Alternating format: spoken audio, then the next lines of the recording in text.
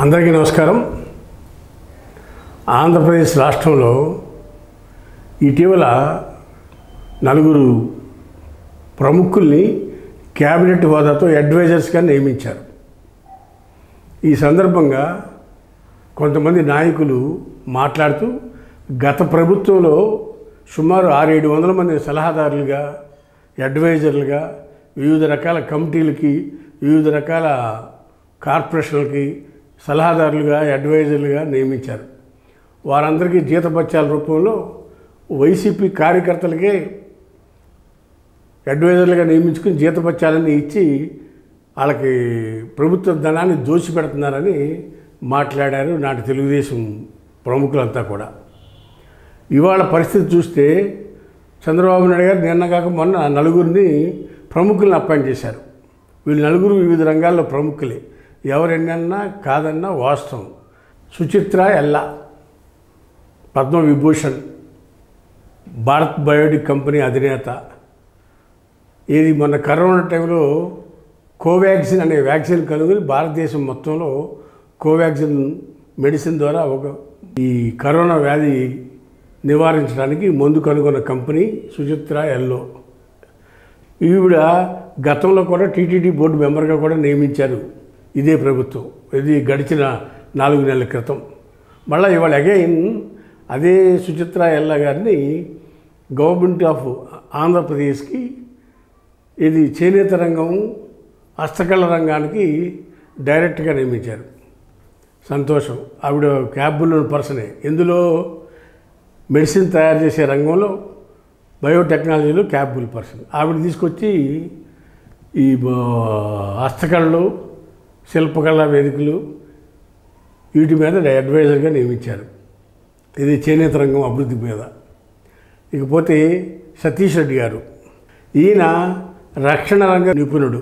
AP aerospace and development hub చైర్మన్గా నియమించారు సతీష్ రెడ్డి గారిని. ఈయన గతంలో రక్షణ రంగ నిపుణుడిగా కూడా డిఆర్డిఏ లాంటి సంస్థలకి పనిచేసిన వ్యక్తి ఈ సతీష్ రెడ్డి గారు. రైట్స్ తప్పులేదు, అది కూడా మంచి అపాయింట్మెంటే. మంచి నిపుణుడు ఆయన, కాదనే అవకాశం లేదు. ఇకపోతే గాంధీ గారు, ఈయన గతంలో ఉమ్మడి ఆంధ్రప్రదేశ్లో ఫోరెన్సిక్స్ ల్యాబ్ డైరెక్టర్గా పనిచేసి రిటైర్డ్ అయ్యారు గాంధీ గారు. ఆయన ఒక ట్రూత్ ల్యాబ్ అనే ఒక ల్యాబ్ పెట్టుకుని దానికి చైర్మన్గా కూడా వ్యవహరిస్తున్నాడు. ఆయన తీసుకొచ్చి ఇదే ఫోరెన్సిక్ ల్యాబ్కి సలహా సూచనల కోసం మళ్ళీ నియమించారు. ఇకపోతే సోమనాథం గారు ఇస్రో చైర్మన్గా వ్యవహరించారు. ఈయనకి ఏపీ స్పేస్ అండ్ టెక్నాలజీకి సంబంధించి అడ్వైజర్గా పెట్టారు. ఈ నలుగురు కూడా 4 రంగాల్లో నిష్ణాతుల వ్యక్తులు. ఇదైతే యథార్థం, వాస్తవం. వాళ్ళ గురించి ఎవరు ఏమంటాకి వీలేదు. అయితే ఇక్కడే ఒక చిన్న విమర్శ కూడా స్టార్ట్ అయింది. ఏమని, వీళ్ళకి మంచి నిపుణులు దాంట్లో కాదంటే వాళ్ళని ఉపయోగించుకోవడానికి అవసరమైన ఇన్ఫ్రాస్ట్రక్చర్ కానీ టెక్నికల్గా అవసరం ఉందా అనేది ఒక పాయింట్. ఏది, ఈ టెక్నాలజీ సైడ్ అంతా కూడా ఇప్పుడు ఆంధ్రప్రదేశ్ ఇప్పుడే వచ్చిన కొత్త రాష్ట్రం కదా. ఈ రాష్ట్రంలో వీటన్నిటిని డెవలప్ చేస్తే అవసరమైన ల్యాబ్స్ కానీ, టెక్నాలజీ కానీ, లేకపోతే ఇన్ఫ్రాస్ట్రక్చర్ కానీ ఇవన్నీ ఉన్నాయా?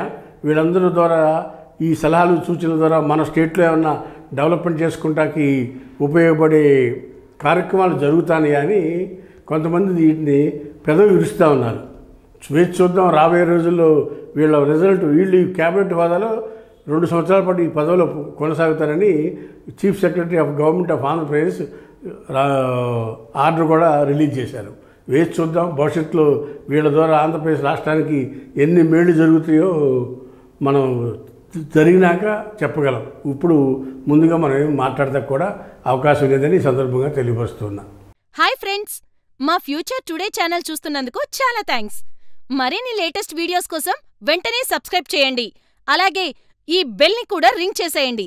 మా లేటెస్ట్ వీడియోస్ నోటిఫికేషన్స్ అన్నీ మీ మొబైల్లో వస్తాయి. మా వీడియోస్ మీకు నచ్చితే లైక్ చేయండి, షేర్ చేయండి. నచ్చకపోతే కామెంట్ చేయండి.